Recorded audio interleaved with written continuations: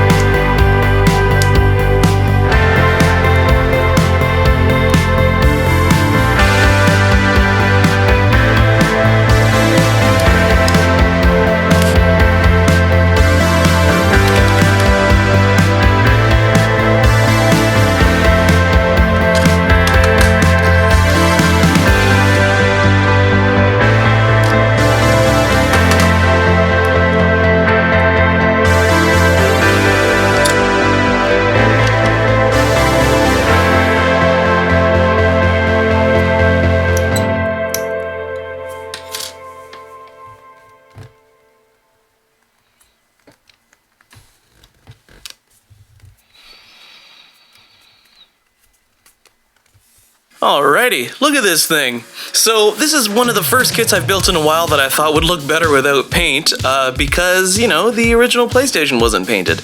Overall, this kit is gorgeous. It's really nice. It's a fun little homage, especially if you grew up with this console like I did. It was, God, I had so many fun afternoons when I should have been doing homework, but oh well.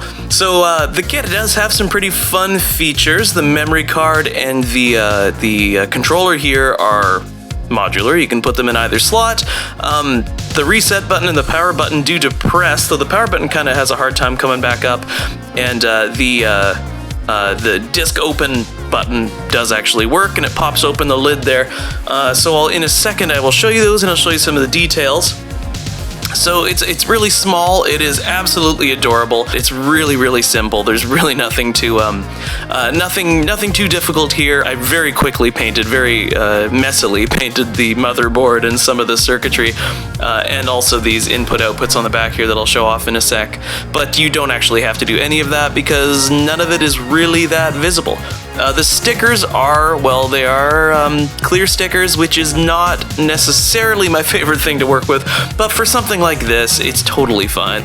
Let's take a quick look at the controller here. So here's your tiny little DualShock controller with all your PlayStation buttons, your regular buttons here. It looks just like the thing did. It didn't give me a sticker for this, unfortunately. It gave me one for a bunch of the other things, but I wish I could have put one here. Here is the console itself. So as you can see, it's a very faithful reproduction in 2:5 scale of my favorite childhood console. And underneath, here's the plastic model sticker. Kind of fun. Some ventilation here. These would be the rubber feet. So here you can take out the memory card. Just the cutest thing you've ever seen. So tiny. It's kind of hard to see, but here are the memory card doors. Let's see if I can get the focus. So the memory card doors are opposable, but they just they just slide around. There's no they're not spring loaded like they were in the original. And here is the controller plug, so that just goes right in there, or in slot number 2. So we can pop this open here with the open button. So it only comes up about that far, and then you move it up like this. And there's our PlayStation disc on the inside. Super cute. It is of course removable.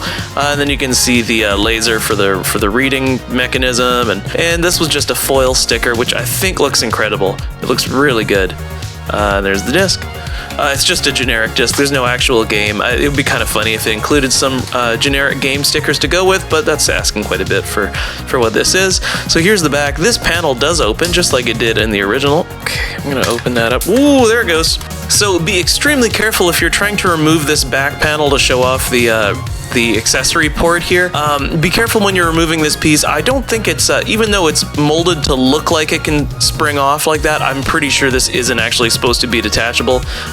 So we're just gonna put it back in there and never touch it again. And these are you can see the stickers have a bit of air bubbles underneath. So the stickers are pretty wide. I'm not keen on stickers, but oh well, it's fine.